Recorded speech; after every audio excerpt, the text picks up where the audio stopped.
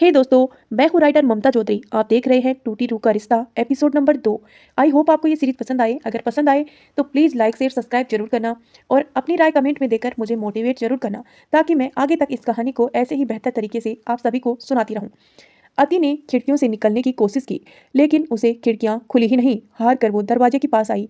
उसने सोच लिया था कि छुपते छुपाते वो कैसे न कैसे करके यहाँ से निकल ही जाएगी, लेकिन जैसे ही उसने दरवाजा खोला, दरवाजे के बाहर एक शख्स खड़ा था, जिसने ऊपर से नीचे तक अति को एक नज़र बड़े ध्यान से देखा। अति भी बेचारगी से उसे ही देख रही थी, लेकिन वो कुछ कहती उससे पहले ही उस शख्स ने अति का गाल अपने थप्पड़ से लाल कर दिया। एक दर्द भरी आह अति के होठों से निकली और आंखों में आंसू की लड़ी बहने लगी। जसन ने उसका हाथ कसकर पकड़ा और उसे कमरे के अंदर लाकर एक झटके से छोड़ दिया।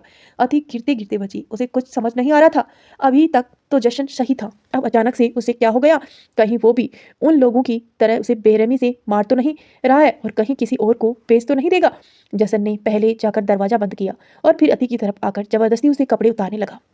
छोड़ो मुझे, क्या कर रहे हो तुम? ये छोड़ो मुझे। अति उसे खुद को छुड़ा देने के लिए कह रही थी और उसे धक्का भी दे रही थी, लेकिन जसन एक पल के लिए भी नहीं रुका और उसके कपड़े उतार रहा था। वो एक फ्रॉक सूट था, इसीलिए उसे बहुत मुश्किल हुई, लेकिन उसने आखिर उस उतार ही दिया। अति अभी तक कुछ समझ ही नहीं पाई थी। जसन ने उसकी फ्रॉक सूट को एकदम से अपने सीने से लगा लिया। आधे अधूरे कपड़ों में अति यूं ही उसके सामने खड़ी रो रही थी, लेकिन जसन की नजरें उस पर नहीं थी। वो बस आंखों में आंसू लिए उस फ्रॉक सूट को अपने सीने से लगाए रो रहा था। तुम समझते क्यों हो? तुम समझते क्या हो अपने आप को? कभी केयर करती हो तो कभी मुझे इस तरह जलील करती हो। यही चाहते थे ना तुम? मेरे जिस्म खरीदना है तुम्हें अपने जिस्म की आग बुझाने के लिए, तो लो, कर लो अपनी हर हसरत पूरी। अति ने रोते हुए कहा और अपने जिस्म के बचे हुए कपड़े भी फाड़ दिए। अब तो तंग आ गई थी अति। पल पल उसे तड़पाया जा रहा था, जलील किया जा रहा था, एक चीज की तरह खरीदा बेचा जा रहा था। हर कोई उसे नोचने के लिए तैयार बैठा था। जसन ने जिस तरह जबरदस्ती उसके कपड़े उतारे थे, उसके बाद तो उसका सब्र की सारी हदें टूट गई थी और उसके साथ साथ वो खुद भी पूरी तरह बिखर गई थी। बहुत कोशिश कर ली उसने अपने आप को बचाने के लिए कि अब वह वही होगा जो उसकी किस्मत में लिखा होगा। ये सोचकर उसने अपने कपड़े फाड़ दिए और जशन के सामने यूं ही खड़ी रही। उसकी आंखों में बेहिसाब गुस्सा और नफरत थी जसन के लिए। उसने यूं ही जसन को गिरेबान से पकड़ा और बोली, रुक क्यों गए? अब करो अपनी हसरतें पूरी। मेरे जिस्म को पाकर अपने जिस्म की आग बुझा लो, इसीलिए मुझे यहाँ ले आए थे ना। करो अब मेरे साथ जबरदस्ती, करो मेरे रेप। जसन ने जब उसकी तरफ ध्यान दिया तो एकदम से बुरी तरह कांप गया। उसने जल्दी से पलटकर अपनी आंखें बंद कर ली। अपने गुस्से में उसने ये भी ध्यान नहीं दिया कि वो क्या कर रहा है, लेकिन अति को उसका उस फ्रॉक सूट में देखा। वो खुद पर काबू नहीं कर सका। ये फ्रॉक सूट और किसी का नहीं, उसकी बीवी का था। सिर्फ बीवी नहीं, उसकी मोहब्बत, उसकी जान, उसकी जिंदगी, वो सब कुछ थी। नियति, नियति नाम था उस लड़के का। और कभी कभी प्यार से जसन उसे अति भी कह देता था। पलट कर पलट क्यों गए? करो ना अब अपनी चाह पूरी। यही तो चाहिए था ना तुम्हें? मेरे जिस्म ही चाहिए था ना तुम्हें? तो खड़ी हूं तुम्हारे सामने। क्यों रोक रखा है खुद को? इस जिस्म के लिए ही तुमने करोड़ों रुपए उस घटिया औरत को दिए थे ना, तो आओ और नोच लो इसे। अति घूम कर उसके सामने आकर बोली। जसन ने अपनी आंखें बंद की और लेकिन उसे शब्द उसके कानों में किसी गर्म सीसे की तरह पिघल रहे थे और उसके दिल में किसी कांच की तरह चुभ रहे थे। चुप चुप चुप चुप हो जाओ, जसन चीख कर बोला और अपने कांपते हुए हाथों से उसने वो फ्रॉक सूट अति के सीने पर वापस रख दिया। उसे ऐसा महसूस हो रहा था जैसे उसने अपने जिगर का टुकड़ा निकालकर किसी को सौंप दिया हो। पहन लो इसे, वो रोते हुए बोली। उसके कहने में बेहिसाब दर्द था। अति तो बस हैरानी से उसे देख रही थी। उसकी आंखों में भी बेहिसाब आंसू बह रहे थे। उसने जल्दी से उसे कपड़े को ऊपर लपेट लिया। जसन ने अब एक पल भी वहां नहीं रुका जा रहा था। वो दरवाजा खोलकर जल्दी से वहां से बाहर निकल गया और जाते जाते दरवाजा भी बंद कर दिया। अति ने रोते हुए उस कपड़े को दोबारा खुद पर पहना और नीचे फर्श पर बैठकर जोर जोर से रोने लगी। क्या हो रहा है उसके साथ और क्यों? उसके साथ ही क्यों? अभी कुछ दिन पहले तक तो सब कुछ ठीक था। उसकी जिंदगी खुशियों से भरी हुई थी। भले ही उसके माँ बाप नहीं थे, वो कुछ साल पहले ही उन्हें छोड़कर चले गए थे, लेकिन वो अपने भाई के साथ खुश थी। 3 महीने पहले ही अचानक से उसका भाई शादी करके अपनी बीवी को अपने साथ घर ले आया। भले ही उसके भाई ने अचानक से शादी कर ली, अति खुश थी अपनी भाभी के आ जाने से, ये सोचकर कि कम से कम घर में खुशियां तो आई। पर उसकी जिंदगी में खुशियों तो शायद उसी दिन उसे रूठ गई थी जिस दिन उसके घर में उसकी भाभी ने कदम रखा था। उसे कभी अपने माँ बाप की कमी महसूस नहीं हुई, क्योंकि उसका भाई उसे बहुत प्यार करता था। लेकिन जब से उसकी भाभी घर में आई, तब से ही उसके भाई का रवैया उसके प्रति बदल गया था। उसे हर बात पर सुनाया जाता, ताने दिए जाते, उसकी पढ़ाई छुड़वा दी गई, उसे सारा दिन घर पर काम करवाया जाता। अति को काम करने में कोई दिक्कत नहीं थी, लेकिन अपनी पढ़ाई छोड़कर उसे मंजूर नहीं था। इसीलिए उसने पहली बार अपने भाई के सामने किसी चीज़ की जिद की, जिसका जवाब से उसके भाई ने उस पर हाथ उठाकर दिया। वो हैरान रह गई। जिस भाई ने कभी उसे डांटा तक नहीं था, आज उसी भाई ने उसे थप्पड़ मार दिया। लेकिन एक बार जो हाथ उठाने का सिलसिला शुरू हुआ, वो खत्म ही नहीं हुआ। अब हर छोटी छोटी बात पर उस पर हाथ उठने लगा था। उसे सारा दिन कोसा जाता, उसके माँ बाप की मौत का जिम्मेदार उसे ठहराया जाता, जबकि उसका तो उस सब चीज़ों में कोई लेना देना नहीं था। वो हर चीज़ चुपचाप सहती रही। उसकी वजह से उसे भाई भाभी के रिश्ते की दरार न आई, इसीलिए वो कभी भी अपनी भाभी को जवाब नहीं देती। लेकिन एक दिन हद हो गई। दूध उबालते वक्त अति किसी ख्याल में खोई हुई थी, तो उबलते हुए दूध का उसे पता ही नहीं चला और थोड़ा सा दूध गैस पर गिर गया, जिसके बाद उसकी भाभी को इतना गुस्सा आया कि उसने वो सारा दूध अति के ऊपर गिरा दिया और कहा कि मेरे पति सारा दिन मेहनत करके पैसे कमाता है और वो उसकी पैसों को बर्बाद कर रही है। एक तो गर्म दूध की जलन और दूसरा अभी अपनी भाभी की ताने सुनकर रो रो कर अति का बुरा हाल हो चुका था। उसे ये भी डर था कि भाई के घर आने के बाद वो उसका क्या हाल करेंगे। लेकिन जब उसका भाई घर में आया तो सब उसकी सोच के उल्टा हुआ। आज पहली बार उसके भाई ने उसका हालचाल पूछा, लेकिन अति ने जो उसकी भाभी ने उसके साथ किया वो सब नहीं बताया।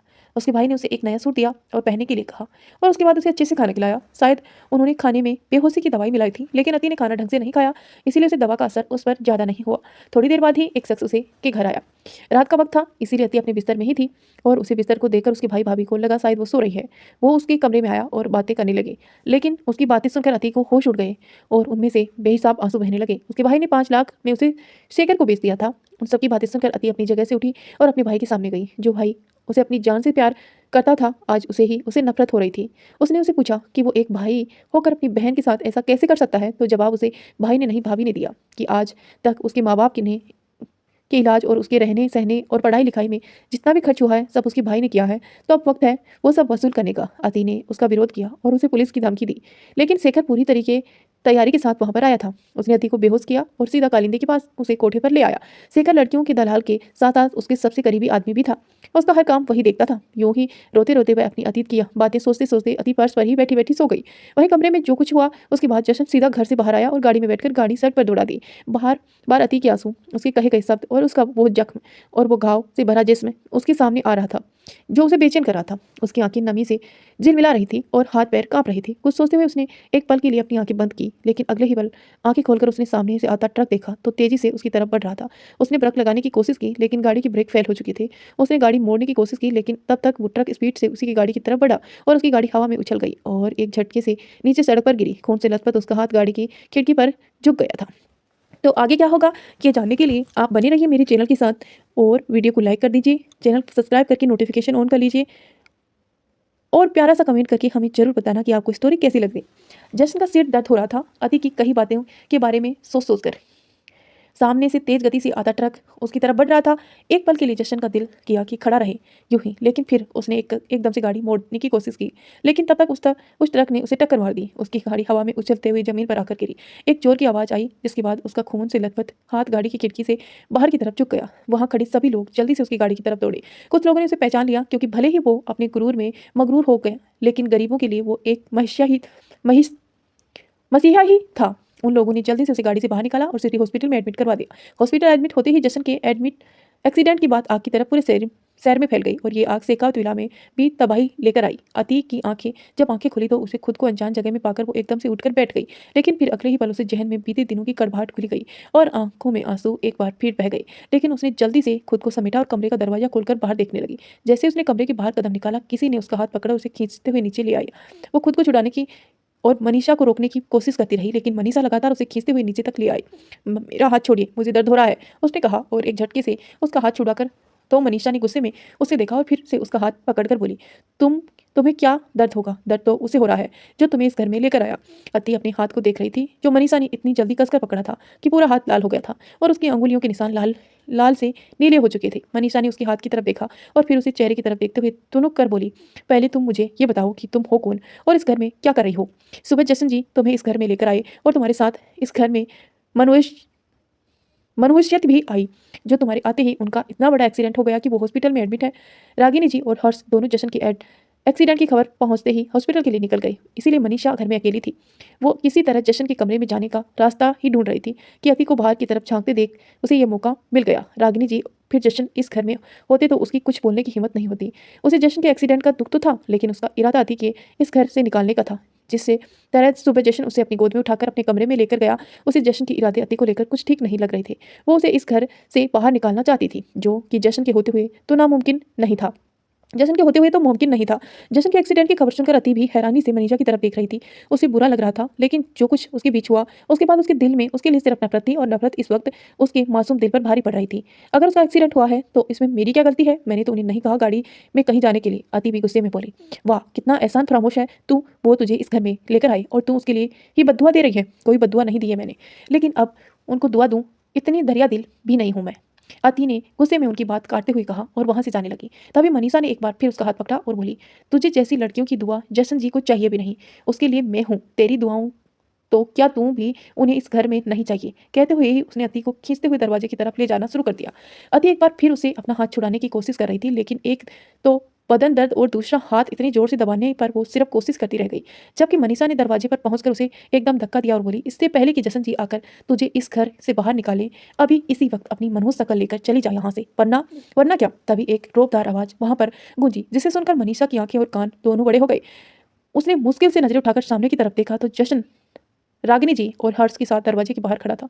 मनीषा ने धक्का देते से अति दरवाजे पर गिर गई थी और नीचे फर्श पर बैठ थी। धक्का देने से वो एकदम दरवाजे से टकरा गई, जिससे उसकी पूरी बाजू छिल गई थी और खरोच आने के कारण उसमें से खून आ रहा था। जसन के सिर पर और हाथ पर पट्टी बंधी हुई थी। मनीषा को गुस्से में देखते हुए वो अंदर की तरफ आया और बोला, बोलिए वरना क्या? मैं तो इसे घर से बाहर निकाल रही थी। जब से घर में आई है तब से अपशगुन ही हो रहा है। अब आप खुद ही देख लीजिए, सुबह ही ये घर पर आई और शाम होते होते आपकी जान पर बनाई। मनीषा के मुंह बनाते हुए कहा तो जशन के चेहरे पर व्यंगत भरी मुस्कान आ गई। उसने एक नजर अति की तरफ देखा जो अपनी बाजू पर हुए घाव की तरफ देख रही थी। मेरी जान लेने के इरादे एक बार नहीं 1000 बार हुए हैं लोगों के लिए, लेकिन जशन सिंह शेखावत की जान लेना इतना आसान नहीं है। और रहा सवाल इस घर में कौन रहेगा कौन नहीं, ये सवाल करने का हक आपको नहीं है और इनका जवाब देना मैं जरूरी नहीं समझता। कहते हुए उसने एक बार फिर अति को अपनी गोद में उठा लिया और अभी तक नीचे फर्श पर ही बैठी थी। उसकी खुद की बाजू पर पट्टी बंधी थी और इस वक्त उसे असहनीय दर्द हो रहा था, लेकिन फिर भी उसने अति को नीचे नहीं उतारा।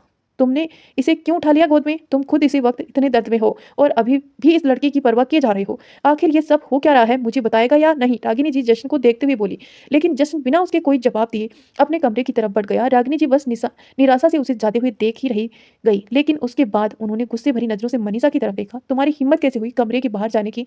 जशन ने कमरे में आकर फिर से अति को बेड पर पटकते हुए कहा और अलमारी की तरफ गया। और आप कौन होते हैं मुझे रोकने वाले? अति ने अपनी जगह से खड़े होते हुए कहा, लेकिन जशन ने घूर कर उसकी तरफ देखा और फिर से उसकी तरफ बढ़ गया। तो दोस्तों, होप करती हूँ कि आपने अभी तक स्टोरी को लाइक कर दिया होगा, क्योंकि आपको मोटिवेट करना मेरे लिए बहुत इंपॉर्टेंट है। प्लीज़ दोस्तों लाइक कर दीजिए और कमेंट करके मुझे ज़रूर बताना कि आपको स्टोरी कैसी लग रही है। और आप कौन होते हैं मुझे रोकने वाले? अति ने अपनी जगह से खड़े होते हुए कहा, लेकिन जशन ने उसे घूरकर उसकी तरफ देखा और फिर उसकी तरफ बढ़ गया। वो उसके सामने आकर खड़ा हुआ और बोला, तुम शायद भूल रही हो, तुम्हें यहाँ मैं लेकर आया हूँ। नहीं, बिल्कुल नहीं भूली, और भूल भी कैसे सकती हूँ कि आप मुझे यहाँ लेकर आए हैं, वो भी खरीद कर। उसने खरीद शब्द पर जोर देते हुए कहा तो जशन के चेहरे पर गुस्सा झलकने लगा और उसके चेहरे की नसें तन गई। क्या हुआ, सच सुनना पसंद नहीं आया क्या आपको? अति उसके चेहरे को देखते हुए कहा और बोली, मैंने तो आपको पहले ही कहा है, झूठ का नकाब ओढ़ने की कोशिश कोई जरूरत नहीं है। आपकी सारी सच्चाई जानती हूँ मैं, आपके इरादे को अच्छी तरह से समझती हूँ और कोई हैरानी नहीं है मुझे आपके इरादे को जानकर, क्योंकि यहाँ पर जब अपने ही हमें इंसान ना समझते तो पराइयों से क्या उम्मीद करनी। जब हमारे अपने खून के रिश्ते ही हमारा अस्तित्व मिटाने पर तुले हो तो दूसरों से अपने वजूद की रक्षा की उम्मीद कैसे कर सकते हैं? जशन उसके सामने खड़ा उसकी बातें सुन रहा था। यूं ही उसकी बातें सुनते सुनते वो पूरी तरह से उसके ऊपर झुका तो अति पीछे हटने लगी, लेकिन जशन की आंखों में गुस्से की लाली देखकर वो पूरी तरह सहम गई थी, इसीलिए पीछे हटने की हिम्मत भी नहीं कर पाई। तुम्हें क्या लगता है क्या नहीं, इसे मुझे कोई फर्क नहीं पड़ता। मेरे इरादे मेरे दिमाग के अलावा मेरे लम्बों तक नहीं हो आते तो तुम्हारे दिमाग में कैसे चले जाएंगे? लेकिन फिर भी अगर तुम्हें लगता है कि मैं तुम्हें यहाँ खरीद कर लेकर आया हूँ, अपनी हैसियत पूरी करने के, अपनी हरसतें पूरी करने के लिए लेकर आया हूँ, तो जैसा तुम चाहो वैसा समझो। तुम्हारी चाह और समझ से भी मुझे कोई फर्क नहीं पड़ता। और हाँ, एक बात और, अगर सच में तुम्हें ऐसा लगता है कि मैं तुम्हें खरीद कर यहाँ लेकर आया हूँ, तो एक बात याद रखना, जशन सिंह शेखावत एक स्मार्ट बिजनेसमैन है जो एक पैसा बर्बाद नहीं करता। तो तुम्हारी कीमत तो फिर भी करोड़ों में लगी है, इसीलिए जब तक मैं ना चाहूँ तुम इस घर से, तो क्या इस कमरे से भी बाहर नहीं जा सकती। उसकी बात सुनकर अति की आंखों में नमी तैर गई। 1% उम्मीद थी उसे कि जशन वैसा नहीं है जैसा वो सोच रही है, वो भी टूट गई। लेकिन फिर भी वो मुस्कुराकर ताली बजाते हुए बोली, आ गए ना अपनी औकात पर, यही है आपका असली चेहरा। लेकिन एक बात याद रखना, भले ही होंगी आप बड़े बिजनेसमैन और कहीं के राजकुमार, लेकिन मुझ पर अपनी जबरदस्ती नहीं थोप सकते। मुझे यहाँ नहीं रहना, मतलब नहीं रहना। आप चाहे जितनी मर्जी बंदीसी लगा लो, उन बंदिशों को तोड़कर मैं यहाँ से निकल कर ही रहूंगी। उसकी बात सुनकर जशन हल्का सा मुस्कुराया और फिर उसके करीब बैठकर उसके हाथों को अपने हाथों में ले लिया। अति गुस्से से उसे देखती रही, लेकिन जशन को कोई फर्क नहीं पड़ रहा था। उसने अपने हाथों में ली हुई ट्यूब में से दवाई निकाली और अति की बाह पर लगाने लगा, जहां आज उसे दरवाजे पर लगने की वजह से चोट आ गई थी। अति ने अपनी चोट पर दवाई महसूस करते ही उसे अपनी बाह छुड़ानी चाही, लेकिन जसन ने उसकी बाह को बेहद कसकर पकड़ा हुआ था।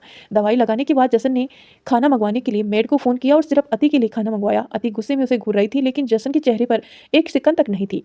थोड़ी ही देर में रमा आंटी उसके लिए खाना लेकर आई, जिसे जशन ने दरवाजे से ही ले लिया। दरवाजा बंद कर वो खाने की ट्रे अति के पास लेकर आया और उसकी तरफ बढ़ाकर बोला, रात काफ़ी हो गई है, खाना खाओ और सो जाओ। मैं भी यही हूँ और तुम भी यही हो। हमारी लड़ाई तो फिर भी कभी भी पूरी हो जाएगी। हमारी लड़ाई तो फिर कभी भी पूरी हो जाएगी। उसके रवैये से अति पूरी तरह से खिंच गई थी। जशन पूरी तरह से उसकी समझ से बाहर होता जा रहा था, इसीलिए उसका सारा गुस्सा उसके चेहरे पर उतरा और गुस्से से ही उसने उस थाली को पीछे की तरफ फेंक दिया और चीखते हुए बोली, नहीं चाहिए आपका ये खाना और ना ही आपकी बातें सुननी है। एक तरफ से जख्म देते हो और दूसरी तरफ से मरहम लगाने भी आ जाते हो। कैसे एक पल में बदल जाते हो, आप थक नहीं जाते ये नाटक करते करते। वो गुस्से में बोल रही थी कि लेकिन जशन उसकी बातों पर ध्यान न देकर चुपचाप वो खाना वापस से उठाकर ट्रे में रखने लगा और उसी जगह को साफ करने लगा जहां पर खाना गिरा था। घर के में सैकड़ों नौकर होंगे, लेकिन जशन खुद को वो सारा गंदा साफ कर रहा था। अति को जशन पर गुस्सा आ रहा था, लेकिन उसे ज्यादा अपनी हरकत पर कि उसने गुस्से में खाना फेंक दिया। खाना क्यों फेंका? वो भी अपनी जगह से उठी, जशन के हाथों से पोछा खींचा और नीचे फर्श से सारे दाग साफ करने लगी। उसके इस तरह आने से और पोंछा खींचकर नीचे फर्श साफ करने से जशन के चेहरे पर हल्की सी मुस्कुराहट आ गई। अति ने वो सब साफ करके सारा सामान एक साइड पर रख दिया और हाथ धोकर वापस आकर बेड पर बैठ गई। जशन ने थोड़ी देर पहले मंगवाई बड़े बड़े बैग में एक नाइट सूट निकालकर अति को दिया और बोला, कपड़े बदल लो और फिर आराम से सो जाना। एक नज़र उसने गुस्से में देखा और फिर मुंह बनाते हुए उसने वो कपड़े खींचकर वॉशरूम में चली गई। वो कपड़े बदल कर आई तो जशन भी अपने कपड़े बदल चुका था। उसने गुस्से में देखते हुए अति एक बार फिर से आकर बेड पर बैठ गई तो अगले ही पल जशन भी बेड पर आया और उसकी गोद में सर रखकर लेट गया। एक पल के लिए तो अति की धड़कनें ही रुक गई। वो हैरानी से अपनी आंखें बड़ी करके जशन को देख रही थी, लेकिन जशन ने उसकी नज़रें नहीं मिलाई। वो कुछ कहने को हुई, लेकिन उससे पहले ही जशन बोला, बस एक रात चाहिए सुकून की, और उसका हाथ पकड़कर अपने सर पर रख लिया, जैसे कहना चाहता हो कि उसे बाल थोड़े सहला दे। उसके इस तरह लेट जाने से अति को पिछली रात याद आई, जब जशन यूं ही उसकी गोद में सिर रखकर लेट गया था। जिस जगह पर पूरी रात लड़कियों के जिस्म को नोचा जाता है, उसकी इज्जत को तार तार किया जाता है, खुद को मर्द कहलाने वाले नामर्द दूसरों की कमजोरी पर हंसकर अपनी ताकत दिखाते हैं, उस जगह पर जशन ने उसके साथ रात तो बिताई थी, लेकिन उसे छुआ भी नहीं, बस यूं ही उसकी गोद में सर रखकर सोता रहा। आखिर क्यों वो कल भी ऐसे सोया और आज भी? क्या पहेली है जशन जो सुलाने की बजाय उलझती जा रही है? अति के लिए यूं ही अपनी सोच में डूबी अति के हाथ कब जशन के बालों में चलने लगे उसे पता ही नहीं चला। बस आंखों में एक बूंद आंसू निकला जो जशन की आंख के बिल्कुल नीचे गिर गया, और किस्मत पाई उस आंसू ने जो एक की आंख से निकला और दो गालों पर अपनी मौजूदगी दर्ज करवा गया। लेकिन उस आंसू के बाद अति की धड़कनें एकदम से रुक गई जब जशन ने पलटते हुए चेहरे भी फेरा और अति के पेट से लग गया। उसके होठ उसके पेट को छू गए, आंसू की आंख से भी निकल गई। तो दोस्तों, क्या है ये पहेली, ये आपको धीरे धीरे आगे जाकर समझ में आएगी, लेकिन उससे पहले आप वीडियो को लाइक करें और चैनल को सब्सक्राइब करें। अति भी उसके बालों में हाथ फेरते फेरते यूं ही बैठी बैठी सो गई थी, जिससे नींद में उसका चेहरा जशन के चेहरे पर झुक गया और उसके गाल रखकर यूं ही सारी रात सोती रही। जब सुबह हुई तो उसने हल्की सी हरकत की और जैसे ही चेहरा पलटा तो उसकी होठ जशन के होठों को छू गई। अचानक ही उसके शरीर में एक सिरन सी दौड़ गई। वो झटके से ऊपर हुई और हलचल महसूस कर जशन ने भी अपनी आंखें खोली। एक्सप्रेशन लेस चेहरा लिए वो उठा और अपने कमरे में ही दूसरी तरफ बने एक दरवाजे को खोलकर बाहर निकल गया। अति बस हैरानी से उसे जाते हुए देख रही थी। उसके जाने के बाद उसने अंगड़ाई ली, लेकिन उसकी अंगड़ाई लेते लेते ही जशन कमरे में वापस आ गया तो उसने जल्दी से अपनी बाहें नीचे कर मुंह बंद कर लिया। जशन जो उसकी तरफ ही देख रहा था, उसकी हंसी आ गई तो उसने जल्दी से अपना चेहरा फेर लिया और पीछे कर मुस्कुराने लगा, जबकि अति उसे घूर रही थी गुस्से से। जशन उसे बिना कोई रिस्पॉन्स दिए ही वॉशरूम में चला गया। उसके बाद वॉशरूम में जाने के बाद अति ने अलमारी की तरफ देखा जहाँ से कल उसने वो फ्रॉक सूट निकाला था। अब तो उसमें इतनी भी हिम्मत नहीं थी कि वो एक बार उस अलमारी का दरवाजा ही खोल दे। ना जाने कब जशन पर कोई भूत सवार हो जाए और वो फिर से उठपटांग हरकतें शुरू कर दे। थोड़ी देर बाद वो फ्रेश होकर आया तो अति वैसे ही बैठी थी। जशन ने टेबल पर रखे बैग में से एक सूट निकालकर उसे दिया और बोला, नहा लो, बेटर फील होगा। इसलिए पहले कि जशन का मूड चेंज हो जाए, अति ने जल्दी से वो कपड़े उससे लिए और वॉशरूम में भाग गई। जशन ने रमा आंटी को फ़ोन किया और अति के लिए नाश्ता ऑर्डर कर दिया। थोड़ी देर बाद अति नहाकर बाहर आई तो कमरे में कोई नहीं था। उसने अपने पीठ पर टॉवल लपेट रखा था। कमरे में किसी को भी ना देकर उसने वो टॉवल उतारकर बेड पर फेंका और आईने के सामने खड़ी हो गई और पूरी पीठ नंगी थी, क्योंकि जो सूट जशन ने उसे दिया था उसकी बैक पर जिप लगी हुई थी, जो उससे बंद ही नहीं हो रही थी। आईने के सामने खड़ी होकर वो एक बार फिर से उस जिप को बंद करने की कोशिश करने लगी, लेकिन उसका हाथ वहां तक पहुंच ही नहीं रहा था। तभी उसे अपनी पीठ पर किसी की अंगुलियों की चुभन महसूस हुई। उसने आईने में से नजर उठाकर सामने देखा तो उसे पीछे जशन खड़ा देखा। वो एकदम से अपनी पीठ को कवर करते हुए पलट कर खड़ी हो गई। आप तो यहाँ थे ही नहीं, फिर अचानक कैसे? वो हकलाते हुए बोली। जसन ने इस वक्त सिर्फ शॉर्ट्स पहने हुए थे और ऊपर बदन पर कुछ भी नहीं था। इस वक्त वो पूरी तरह से पसीने से भरा हुआ था, शायद कसरत या फिर जिम से आया था। उसके चेहरे को देखते हुए जशन उसके करीब हुआ और उसके हाथों को उसकी कमर से हटाकर उसकी जिप बंद कर देने लगा। उसके इस तरह करीब होने से अति की सांसें अटक रही थी। उसका चौड़ा सीना उसके बिल्कुल करीब था, जिस पर बार बार उसकी नजर ठहर रही थी। लेकिन उसका बुरा हाल तब हुआ जब जशन के होठ बिल्कुल उसके कानों के टकरा ये और वो धीमे से बोला। पलट कर खड़े होने से आईना नहीं पलट गया, अभी भी सब साफ दिखाई दे रहा है। अति के होठ सूखने लगे। उसने तो ध्यान ही नहीं दिया कि वो पलट कर भी तो आईने के सामने ही है और अब उसकी पूरी पीठ आईने में जशन को दिखाई दे रही है। उसने जल्दी से पीठ पर हाथ रख, लेकिन सब जशन जीप बंद कर चुका था।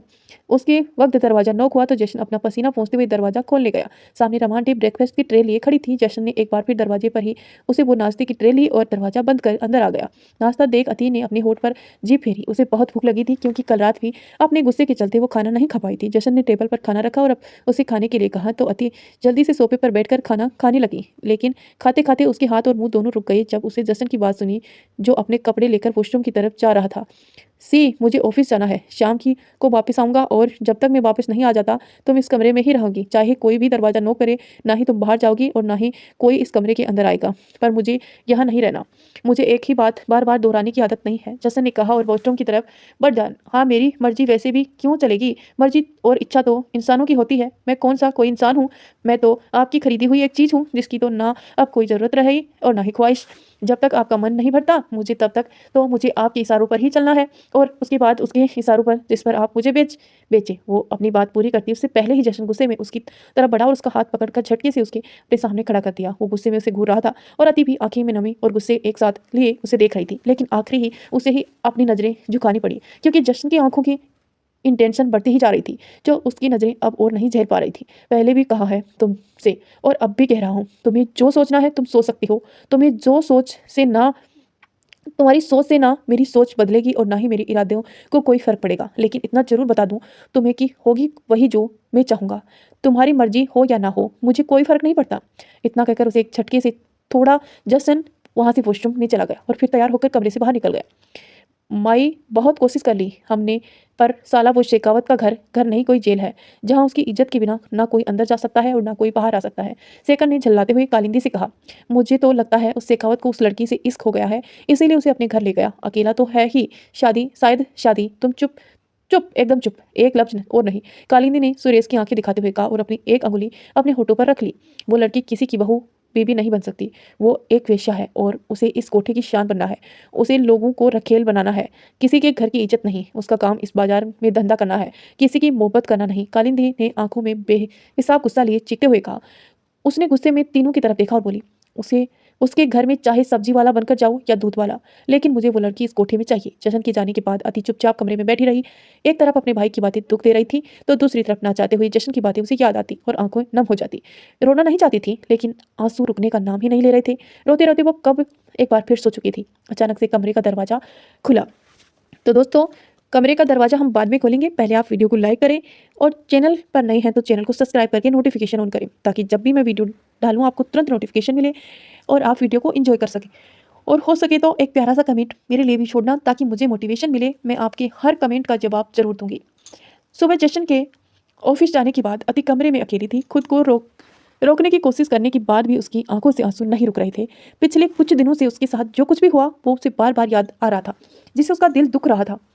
अपने भाई का दिया धोखा, भाभी का बर्ताव, कोठे में सबका नजरिया और वहां का रहन सहन और लड़कियों पर होता अत्याचार, और उसके बाद जसन का मिस्टीरियस बिहेवियर। और उसकी कही बातें बार बार उसे याद आती और उन्हें याद करके रोने के अलावा उसके पास और कुछ भी नहीं था। यूं ही रोते रोते वो सो गई।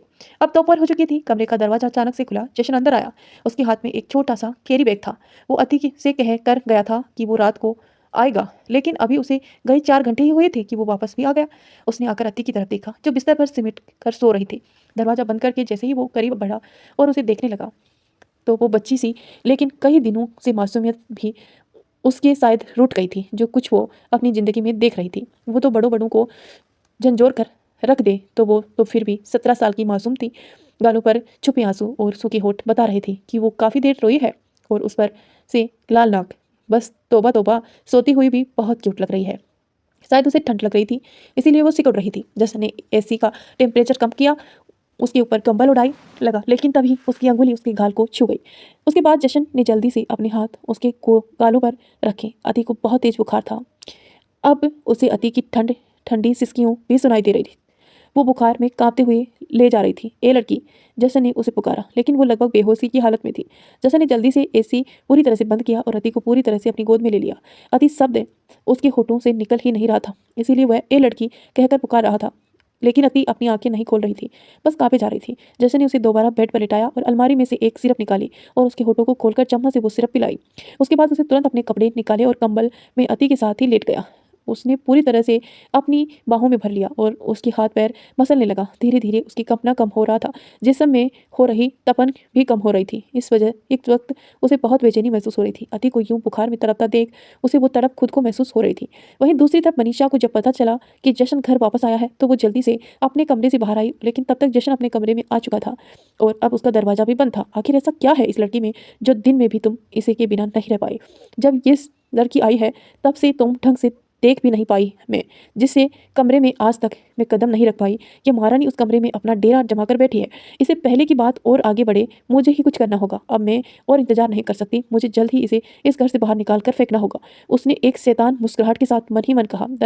दवाई की वजह से और जश्न के लगातार उसके हाथ पैर मसलने की वजह से अति का बुखार उतरने लगा था और अब उसका पूरा शरीर पसीने में भीगने लगा था। शरीर की पूरी गर्मी निकल रही थी, इसीलिए उसने अपना कंबल उतार कर फेंक दिया और अपने कपड़ों भी इधर उधर करने लगी। गर्मी गर्मी वो नींद में ही हड़बड़ाई।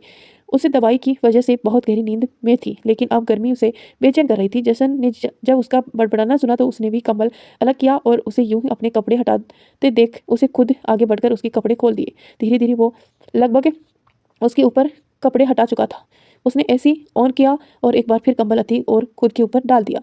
वो पहले उसके हाथ पैर मसल रहा था तो अब उसके चेहरे और गर्दन पर फूंक मार रहा था ताकि उसका पसीना सूख जाए। कब उसे यूं ही नींद आ गई उसे पता ही नहीं चला, लेकिन जब थोड़ी देर बाद दवाई का असर खत्म हुआ तो अति ने हरकत करनी शुरू की। खुद को यूं कंबल में देख उसे थोड़ी हैरानी हुई और तभी उसने महसूस किया कि कंबल के साथ साथ वो किसी की बाहों में भी सिमटी हुई है। उसने आंखें खोलकर देखा तो जशन का चेहरा उसके चेहरे के बिल्कुल करीब था और उसके बाद की उसकी नज़र उसके चौड़े सीने पर गई जहाँ से कंबल थोड़ा सरक गया था। उसे यूं देख उसकी सांसें अटकने लगी, लेकिन हद तो तब हो गई जब उसे महसूस किया कि उसने खुद के कपड़े नहीं पहने हुए हैं। ना वो बिस्तर से उठने की हिम्मत कर पाई और ना ही कुछ कहने की, लेकिन उसकी आंखें हिम्मत नहीं कर रख पाई और उसमें से गर्म आंसू बहने लगे। तो जशन के हाथ पर गिरे तो उसने अपनी आंखें खोली। अति का झुका हुआ चेहरा उसके चेहरे के ऊपर ही था, तो उसने नजरें उठाकर उसकी तरफ देखा। उसकी आंखों में बहती लबालब आंसू उसकी गालों से होते हुए उसके गालों पर गिरने लगे। कर ली ना आपने अपनी मर्जी। सही कहते थे आप कि मेरी सोच आपके इरादे नहीं बदल सकती। मैं सच में सोच रही थी कि शायद आप वैसे नहीं हैं जैसे मैंने आपके बारे में सुना था, लेकिन मेरी सोच ही गलत थी। आपके इरादे तब भी वही थे और आज भी वही हैं। अब तो आपने अपने इरादे को अंजाम भी दे दिया। कर ली ना मेरे साथ जबरदस्ती, उसने रोते हुए कहा। जसन ने आराम से उसे अपनी बात कह दी और जब वो चुप हो गई तो भी वो एक पल उसे देखता ही रहा, लेकिन अगले ही पल उसने उसे खींच कर फिर से अपनी बाहों में समेट लिया। अति की तो धड़कनें एकदम से रुकने लगी, लेकिन जशन का चेहरा नॉर्मल ही था। वो खुद को उसे छुड़ाने की कोशिश कर रही थी, लेकिन जशन ने बहुत ज़्यादा कसकर उसे खुद में सटा रखा था। तुम्हें बुखार था और तुम ठंड से बुरी तरह से कांप रही थी, इसीलिए तुम्हें गर्मी देने के लिए कोई किसी के साथ जबरदस्ती करता है क्या? आपने गंदे इरादों को अच्छा साबित करने की कोशिश मत कीजिए। पहले मैं आपको समझ नहीं पाई, लेकिन अब पूरी तरह से समझ चुकी हूँ कि आप एक निहायत ही घटिया इंसान हैं, जिसे वह करना है जो उसकी खुशी दे, चाहे उसकी खुशी किसी और को कितना भी गम क्यों ना दे। यही सच था कि आप मुझे अपनी ज़रूरत पूरी करने के लिए यहाँ ले आए और आप ये बात साबित भी हो गई। मैं बुखार में तड़प रही थी, लेकिन आपने फिर भी मेरी कमजोरी का फ़ायदा उठाकर अपने गंदे इरादों को पूरा कर ही लिया। मेरा जिस्म पाकर अपनी हवस की आग शांत कर ही ली। अति लगभग उसकी बिस्तर में ही धक्का देते हुए बोली और हटने लगी, लेकिन जस ने एक बार फिर से उसे पकड़ लिया और बिस्तर के अंदर कर दिया। तुमने कुछ पहना नहीं हुआ, तुमने कुछ पहना नहीं है, पहले ये पहन लो। उसने अपनी शर्ट उसके आगे करते हुए कहा, जो उसने अभी पर्स से उठाई थी। उसने अपनी शर्ट देख देख देते देखा, अति व्यंग से मुस्कुराई और बोली, नींद में हैवानियत की तरह फ़ायदा उठा सकते हो तो आंखें खोलने के बाद नकाब क्यों ओढ़ लेते हो? ये जिस्म ही तो चाहिए था आपको, अब क्या पर्दा करना? रहने दीजिए, ये नाटक मत कीजिए। अति अभी कह रही थी कि जश्न अपनी जगह से खड़ा हुआ और बोला, ठीक है, अगर तुम्हें नहीं लगती ज़रूरत तो ना सही, मुझे तो वैसे भी कोई प्रॉब्लम नहीं है। उसे यूं उठते देख अति हैरान रह गई। जसन ने ऊपरी बदन पर कोई कपड़ा नहीं था। अति ने जल्दी से अपनी आंखें खोली और उससे वो शर्ट भी खींच ली। उसे वो शर्ट पहनते देख जशन के होठों पर मुस्कुराहट सी आ गई, लेकिन जल्द ही वो गायब भी हो गई। तो दोस्तों, आपको क्या लगता है कि जशन ने क्या अपनी सीमा पार कर दी है अति के साथ, या फिर अभी भी वो सेफ है? ये सब मैं आपको थोड़ी देर में बताऊंगी, लेकिन उससे पहले आप वीडियो को लाइक कर दीजिए और चैनल पर नए हैं तो सब्सक्राइब करके नोटिफिकेशन ऑन कर लीजिए। जसन बिस्तर पर उठकर बैठ गया। उसने ऊपरी बदन पर कुछ भी नहीं पहना था और अपनी शर्ट भी उतारकर अति को पहनाने के लिए दे दी थी। अति ने जल्दी से बिस्तर के अंदर ही अपनी वो शर्ट पहनी जो लगभग उसके घुटनों तक आ गई थी। शर्ट पहनने के बाद वो जल्दी से बिस्तर से उठी। उसकी आंखों में अभी भी आंसू थे। उसका बदन बुखार और कमजोरी की वजह से दर्द हो रहा था, लेकिन वो इस चीज़ की कुछ और ही समझ रही थी और गुस्से और आंसू से भरी आंखों में जशन की तरफ देख रही थी। उसने खड़े होने के बाद जशन अपनी जगह से खड़ा हुआ। उसने इस वक्त नीचे ब्लैक कलर की शॉर्ट पहने हुए थे और उसका वो एक्सप्रेशनलेस चेहरा, परफेक्ट बॉडी और क्लियर लुक किसी राजा से कम नहीं था। वो अति वॉशरूम की तरफ जा रही थी, लेकिन दरवाजे पर ही जशन ने उसे उसका हाथ खींचा और उसे दीवार से लगाकर खड़ा कर दिया। अति सहमी हुई उसे देख रही थी। जशन भी उसके चेहरे को देख रहा था और फिर एकदम वो उसकी गर्दन की तरफ बढ़ा। अति अपनी जगह पर खड़ी रही गई जिसे बर्फ की तरह जम सी गई हो। जशन की करीबी से उसकी सांसें तेज होने लगी थी। आह भरते हुए उसे अपनी मुठ्ठियां कस ली। उसका पूरा जिस्म में अब नया एक एहसास दौड़ने लगा जो आज तक उसने कभी महसूस नहीं किया था। कुछ अलग सा वो जशन को खुद से दूर कर ही नहीं पाई। जशन ने हल्के से अपने होठ उसकी गर्दन पर रखे तो अति के रोंगटे खड़े हो गए। उसने जशन के सीने पर अपने हाथ रख लिए, जिससे उसके नाखून जशन के सीने पर कट गए। अगले ही पल जशन उससे अलग हुआ और उसकी आंखों में देखने लगा। ना आंसू थे ना दर्द, कुछ अलग था उसकी आंखों में जो किसी नशे से कम नहीं था। जशन एक बार फिर से उसके करीब हुआ, लेकिन इस बार वो उसके कान की तरफ बढ़ा और फुसफुसाते हुए बोला, तुम्हारा जिस्म पाने के लिए मुझे तुम्हारे साथ जबरदस्ती करने की जरूरत नहीं है। अगर मैं खुद तुम्हारे करीब आना चाहूँ तो तुम्हें मैं इतनी हिम्मत नहीं कि मुझे दूर कर सकूं। थोड़ी देर पहले बिस्तर पर क्या क्या हुआ, क्या नहीं, ये बताना मैं तुम्हें जरूरी नहीं समझता, क्योंकि जसन सिंह जेकात सफाई नहीं देता। तुम्हें जो सोचना है सोचो, आई डोंट केयर। इतना कहकर वो वॉशरूम में चला गई, जबकि अति दीवार से लगकर खड़ी रह गई। जशन की बातें, उसकी हरकतें तो बाद की बात। अभी उसे खुद पर हैरानी हो रही थी कि उसके करीब आने पर उसे क्या हो गया था। वो क्यों उसे खुद की दूर नहीं कर पाई। जितनी नफरत वो शेखर, कालिंदी और उन सबको देखती थी, उतनी नफरत से वो जशन को खुद से दूर क्यों नहीं कर पाई। वो अभी भी सोच में गुम खड़ी थी कि जशन वॉशरूम से बाहर आया। उसने एक नज़र उसे देखा और फिर अपने कपड़े पहनने लगा। वो आईने के सामने खड़ा तैयार हो रहा था, तभी आईने में से एक नज़र उसे फिर से अति को देखा, जो अभी भी वैसे ही खड़ी थी। उसे व्हाइट शर्ट में बेहद क्यूट लग रही थी, इसीलिए जशन की नज़रें ना चाहते हुए भी उस पर ठहर गई। वैसे ये शर्ट भी तुम पर अच्छी लग रही है, लेकिन फिलहाल हमें बाहर जाना है तो कुछ अच्छा सा पहनकर तैयार हो जाओ। जसन ने जैसे ही ये कहा, अति को ऐसा लगा जैसे किसी ने उसे बहुत गहरी नींद सी जगा दिया हो। पर हम कहाँ जा रहे हैं, आप मुझे फिर से बेचने? अति का इतना कहना ही था कि जशन गुस्से में जशन की नसें एक बार फिर से तन गई। अब तक जिसके चेहरे पर हल्की सी मुस्कुराहट बड़ी मुश्किल से बिखरी थी, वो एक बार फिर से गुस्से में भर गया और इस बार गुस्सा हद से पार था।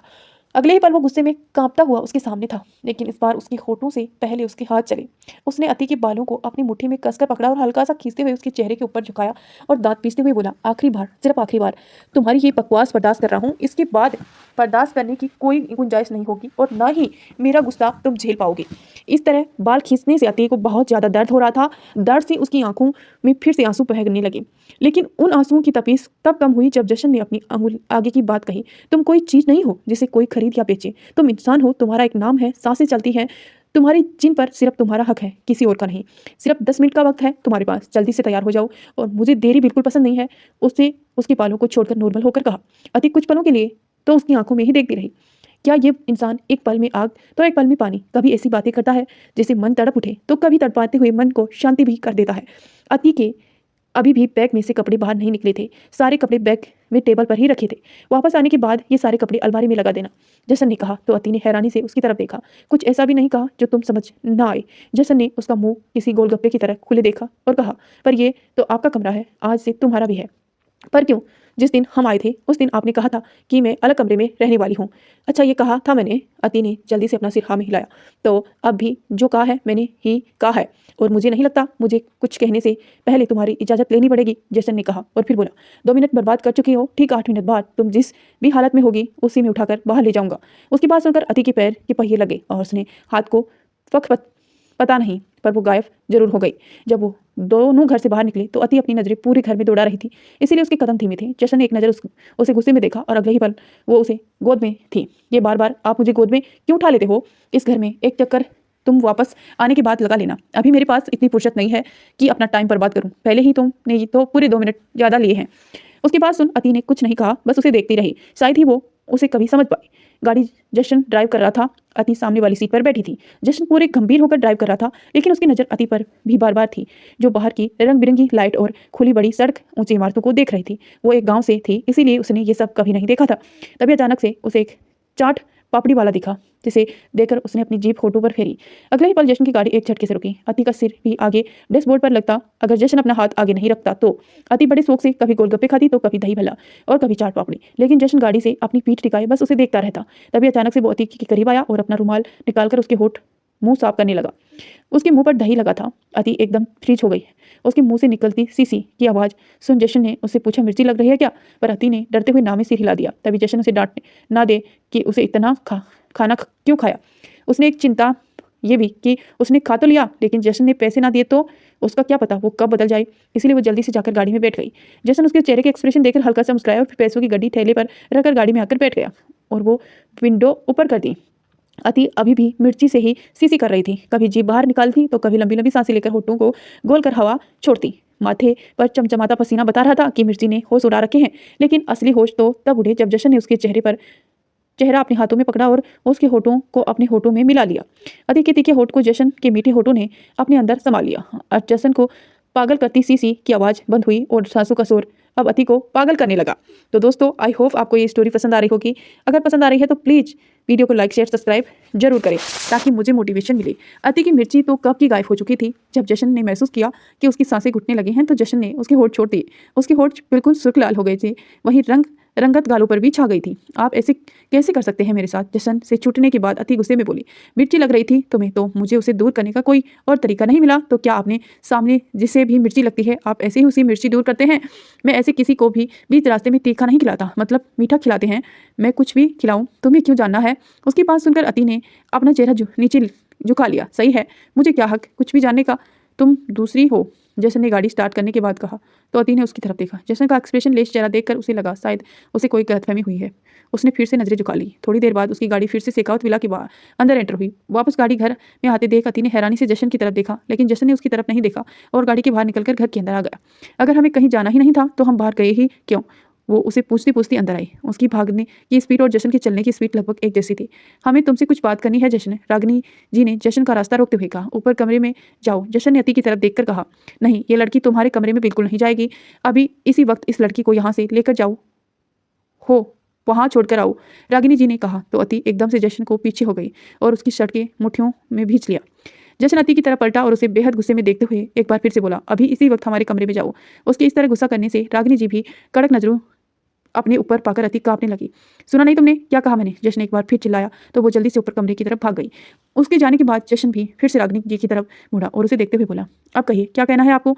मैंने जो कहा था मैं कह चुकी हूँ, लेकिन एक बार फिर दोहरा कह देती हूँ, ये लड़की इस घर में नहीं रहेगी।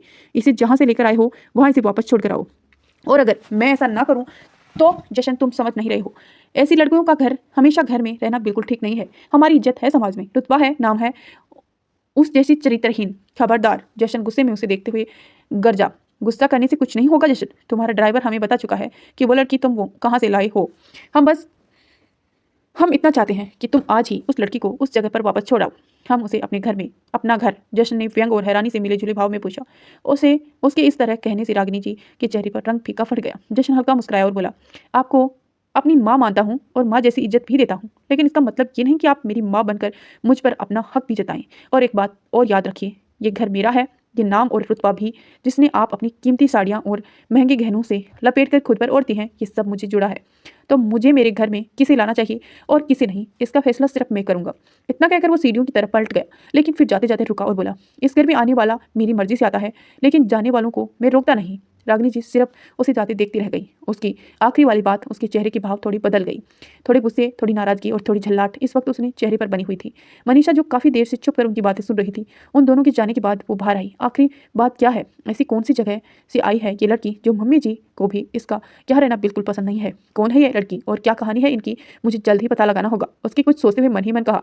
जश्न बेहद गुस्से में अपने कमरे में वापस आया। अति बेड पर बैठकर उसका इंतजार कर रही थी। उसके कमरे में आने के बाद वो जल्दी से उसके पास गई और उसके चेहरे को देखते हुए बोली, क्या आप सच में मुझे उस जगह पर वापस छोड़ाएंगे? प्लीज ऐसा मत कीजिए, मैं वहां नहीं जाना चाहती। दूर हटो मुझसे, जश्न गुस्से में चिल्लाया और बोला। तो अति थोड़ी सी पीछे हो गई। अति आंखों में आंसू लिए उसे ही देख रही थी, लेकिन जश्न का चेहरा गुस्से से भरा हुआ था।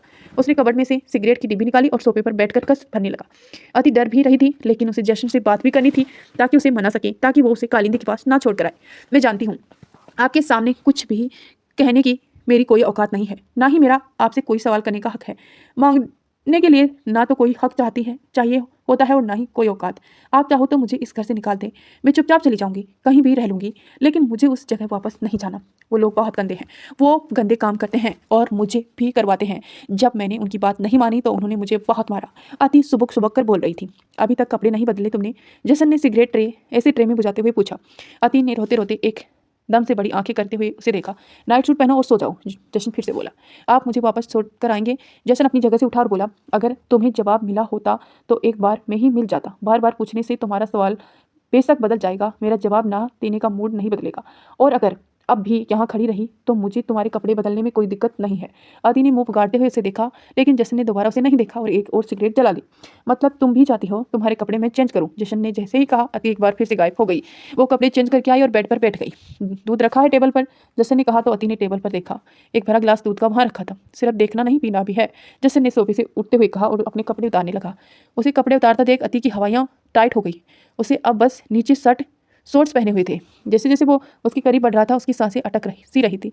उसने जल्दी से दूध का गिलास उठाया और एक ही मिनट में खत्म कर दिया। उसकी हरकत पर जशन ने चेहरे पर हल्की सी मुस्कुराहट आई। अति ने डरते हुए अपनी नजरें झुका रखी थी, क्योंकि कोई अंदाजा नहीं सामने खड़े ही शख्स कब क्या करते। और हुआ भी कुछ ऐसा ही, जब जशन ने अचानक से अति को पेड़ से पकड़कर उसे बेड पर बिठा दिया और खुद उसकी गोद में सर रख दिया। अति की सांसें तो उसे ऐसा लग रही थी जैसे किसी ने गिरवी रख ली हो। ऊपर से जशन का वो बिना कपड़ों के यूं ही उसके साथ बेड पर होना। उसने एक बार फिर से अति का हाथ पकड़कर अपने सर पर रख दिए तो उसने उसके बाल सहलाने शुरू कर दिए। बस मन में एक ही सवाल था कि आखिर ये बंदा चाहता क्या है। मैं एक बात पूछूं आपसे? उसने मुश्किल से कहा। जशन ने धीमे से जवाब दिया और अपना चेहरा उसके पेट से जोड़ दिया। अति हैरानी से उसे देख रही थी। आखिर क्या है ये शख्स और चाहता क्या है? एक पल गुस्सा करता है और अगले ही पल ऐसी हरकतें करता है कि सामने वाला बिल्कुल चुप हो जाए। अति के लिए ये एहसास बिल्कुल नया था। आज उसने कभी किसी के साथ इस तरह समय व्यतीत नहीं किया था और ना ही किसी से कभी आकर्षक हुई थी, लेकिन जशन की शख्सियत उसे अनजान एहसासों से रूबरू करा रही थी। उसके दिल में उठती हल्की हल्की सी हलचल उमंग के तूफान पर आ जाती जब जशन उसे उसके पास आता। उसे चेहरे पर गुलाबी रंगत बिखरने लगती, पेट में तितलियों से उड़ने लगती, हाथ पैर पूरे सुन्न होने लगते, नजरें जशन पर ठहर जाती और एक अलग सी गर्माहट शरीर में महसूस होने लगती। जशन ने उसका हाथ पकड़कर उसके बालों में रख दिया तो अति ने धीरे से उसके बालों को सहलाने लगी। मैं एक बात पूछूं आपसे? उसने बड़ी मुश्किल से कहा। जशन ने धीमे से जवाब दिया और अपना चेहरा उसके पेट से जोड़ दिया और उसके बिल्कुल करीब कर दिया। क्या आप मुझे दोबारा उस जगह पर छोड़कर आएंगे? मतलब जवाब सुने बिना नहीं मानोगी? मेरे लिए ये सिर्फ एक जवाब नहीं, अति ने रुआसी सी होकर कहा। तुम यहाँ से कहीं नहीं जाओगी, जसन ने जवाब दिया। तो आज पहली बार उसने किसी जवाब से अति के चेहरे पर राहत के भाव आए, लेकिन अगले ही पल उसने फिर से सवाल किया। अगर आपके घर वाले मुझे वहाँ से छोड़कर आने के लिए कहा तो? कहा ना तुमने, तुम यहाँ से कहीं नहीं जाओगी, ना ही किसी और के चाहने से और ना ही खुद के चाहने से, जसन ने कहा और अपनी बाहें अति की कमर में लपेट ली। उसकी छुहन से ही अति आगे की तरफ हो गई तो जशन के होठ उसके पेट को छू गए। एक सनसनी उसके पूरे शरीर में फैल गई। नींद आ रही है, मुझे बार बार हिलो मत, जसन ने कहा। लेकिन फिर अगले पल अति की आंखों से बहता आंसू उसकी गाल पर गिरा। अति को कुछ समझ नहीं आ रहा था कि वो हंसे, रोए या वो उस जगह पर कभी वापस नहीं जाए इस बात से खुश हुए, फिर जशन उसे यहाँ से भी कभी जाने ही नहीं देगा इस बात से रोए। लेकिन वो क्या, वो इस घर से जाना चाहती है या यहीं रहना चाहती है? क्या है उसकी मर्जी और क्या है उसकी नियति? जशन ने उसे छोड़ थोड़ा सा कसा और बोला, मुझे बार बार रोने वाली लड़कियां नहीं पसंद। आप मुझे अपनी पसंद बनाना चाहते हैं? अति ने सवाल किया। जशन ने उसका सवाल सुना लेकिन कोई जवाब नहीं दिया। अति थोड़ी देर तक उसके जवाब का इंतजार करती रही, लेकिन जब उसकी तरफ से कोई जवाब नहीं आया तो उसने अपने सिर बेड से टेक पर लगा लिया और आंखें बंद कर ली। अगली सुबह हुई तो अति जशन की बाहों में सिमटी हुई सो रही थी।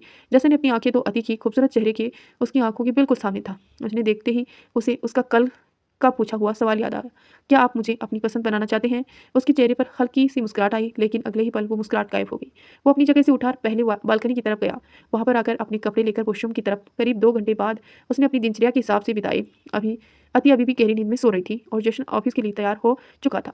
जशन ने उसे गोद में उठाया और ले जाकर शावर के नीचे खड़ा कर दिया। अति अपनी उन्नीदी आंखों से उसे ही देख रही थी। एकदम से शावर का पानी उसके ऊपर गिरने लगा। ये क्या किया आपने? वो ज्यादा जल्दी से शावर साइड हटकर बोली, चुपचाप ना हो वरना मुझे अपने कपड़े उतार कर वहां आना पड़ेगा, और फिर तुम्हारे कपड़ों का क्या होगा ये तुम जानती हो। जशन ने लगभग धमकाते हुए कहा तो अति फिर से सावर के नीचे हो गई।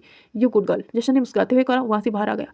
उसके जाने के बाद अति ने अपना मुंह बिचकाया और बोली, ऐसा लगता है बाहर भी कि इंसान अपना हर एक काम बंदूक की नोक पर करवाता होगा, और अगर मेरा ये काम नहीं किया तो गोली मार दूंगा, ये काम नहीं किया तो भेजा उड़ा दूंगा। अति सावर के नीचे ही अपने हाथों में बंदूक बनाकर निशाने लगाते हुए एक्शन करते हुए बोल रही थी कि सामने जशन को एक बार फिर से उसे देखकर उसकी बत्ती सी गुल हो गई। जशन तीखी नज़रों से उसे ही देख रहा था जो उसके कपड़े देने वापस आया था। उसने देखते हुए ही अति ने अपने कपड़ों को जोर से पकड़ लिया तो जशन पलटकर मुस्कुराने लगा। मन ही मन ना जाने कितनी मन्नतें अति ने इस चीज़ की मांगी ली कि जशन यहाँ से सीधा बाहर जाए, लेकिन जब जशन वहाँ से बाहर चला गया तो अगले ही पल वह उसे मन्नतों से मुकर गई। जल्दी नहाकर बाहर आ गई रही हूँ, यहाँ वापस अंदर आऊँ? जशन दरवाजे से होते बोला तो अति ने एक बार फिर से अपनी हाथ जोड़ लिए और बोली, चढ़ाऊंगी, जिस जिसको जितने जितने का प्रसाद बोला है सब चढ़ाऊंगी, बस इस मुसीबत से बचा लो। जसन ने बाहर आने के बाद उसने उसकी तरफ देखा जो वो कल लेकर आया था, लेकिन अति उसे जिस हालत में मिली उसके बाद वो उसे ये दे नहीं पाया था, और फिर रात को भी उसका मूड ऑफ था। थोड़ी देर में अति नहाकर बाहर आई। उसने एक ब्लैक कलर का प्लाजो सूट पहना हुआ था और खुले गीले बाल जिनमें से पानी की बूंदें टपक रही थी। गोरे रंग भी उसके सामने फीका पड़ जाने लगा था। ऐसी खूबसूरती की खूबसूरत लफ्ज भी छोटा रख जाई। बाथरूम में जाने के बाद वो आईने की तरफ बढ़ गई और अपने बाल बनाने लगी। जसन ने उस बैग में से फ़ोन निकाला और अति के सामने रख दिया। अति ने एक बार हैरानी से उसे और फिर जशन की तरफ देखा कर फिर से उस फ़ोन की तरफ देखा। इस तरह देखोगी तो आंखों की पुतलियां बाहर आ जाएंगी और फिर इसे कभी यूज भी नहीं कर पाओगी। जसन ने कहा तो अति अपनी जगह से खड़ी हुई और बोली, हमारे गांव में लड़कियां फ़ोन नहीं चलाती, कहते हैं इसमें बहुत कुछ होता है जिससे लड़कियां बिगड़ जाती हैं। उसके कहने का लहजा देखकर जशन खुद को मुस्कुराने से रोक नहीं पाया। जसन ने वो फ़ोन अपने हाथ में लिया, फिर अति का हाथ पकड़कर उसके हाथ में वो फ़ोन रखते हुए बोला, बिगड़ने वाला जब तक खुद ना चाहे तब तक उसे कोई नहीं बिगाड़ सकता, इसे हर वक्त अपने पास ही रखना। पर मुझे ये चलाना नहीं आता, अगर ख़राब हो गया तो नया आ जाएगा, जसन ने कहा और अपनी ब्लेजर पहनने लगा। और अगर वो भी खराब हो गया तो अति ने अपनी बड़बड़ा जारी रखा तो और नया आ जाएगा। अगर वो भी खराब हो गया तो अति ने तो शब्द पर आकर कुछ ज़्यादा ही जोर दिया। तो जशन एकदम से उसकी तरफ पलटा और उसकी ठोड़ी पर हाथ रखकर उसके मुंह बंद करते हुए बोला, तो घर पर दुकान खुलवा दूंगा, अब चले नीचे नाश्ता करने, जसन ने आगे कहा तो अति का मुंह एक बार फिर से खुल गया। आज ये बंदा सच में उसे हार्ट अटैक देकर ही मानेगा। हम सच में नीचे जाएंगे? उसने चहकते हुए पूछा। आज से तुम नाश्ता, लंच और डिनर तीनों नीचे सबके साथ बैठकर करोगी, लेकिन उसके बाद चुपचाप इस कमरे में वापस आ जाओगी और यहाँ से बाहर नहीं जाओगी, जसन ने कहा तो अति का मुंह एक बार फिर से उतर गया, लेकिन अगले ही पल नॉर्मल भी हो गया। ये सोचकर कि चलो इतनी छूट तो मिली। दोनों नीचे आए तो इस वक्त सब डाइनिंग टेबल पर ही थे और जशन का इंतजार कर रहे थे, लेकिन उन्हें उम्मीद भी नहीं थी कि जशन आएगा। उन दोनों को साथ देखकर वहाँ हर किसी के चेहरे पर अलग अलग भाव थे। कोई गुस्सा था, कोई हैरान था, तो कोई बिल्कुल जलकर राख हो चुका था। जसन आकर बीच वाली किंग चेयर पर बैठ गया, लेकिन अति खड़ी रही। क्या हुआ, बैठो यहाँ, उसने अपने पास वाली चेयर पर उसे बिठाने का इशारा करते हुए कहा, लेकिन वो बैठती उससे पहले ही रागिनी जी अपनी जगह से खड़ी हो गई और गुस्से में चिल्लाते हुए बोली, तुम्हें सच में लगता है कि यह लड़की यहाँ बैठकर हमारे साथ खाना खाने लायक है? उसकी बात पर जशन ने घूर कर उन्हें देखा और अपने हाथ में पकड़े हुए चम्मच पर अपनी पकड़ कस दी। तो दोस्तों इसी के साथ इस कहानी को यहीं ऐड करते हैं। मिलते हैं नेक्स्ट पार्ट में। क्या होगा जसन का रिएक्शन रागिनी जी के प्रति, ये बहुत ही धमाकेदार और मज़ेदार होने वाला है। और कैसे हमारी अति पर आएंगी मुसीबतों का फाड़, एक औरत ही औरत की दुश्मन बन जाती है, ये हम आगे आपको अगले पार्ट में बताएंगे। उसके लिए आप हमारे चैनल को सब्सक्राइब कर लीजिए और वीडियो को लाइक कर दीजिए। धन्यवाद दोस्तों, यहाँ तक बने रहने।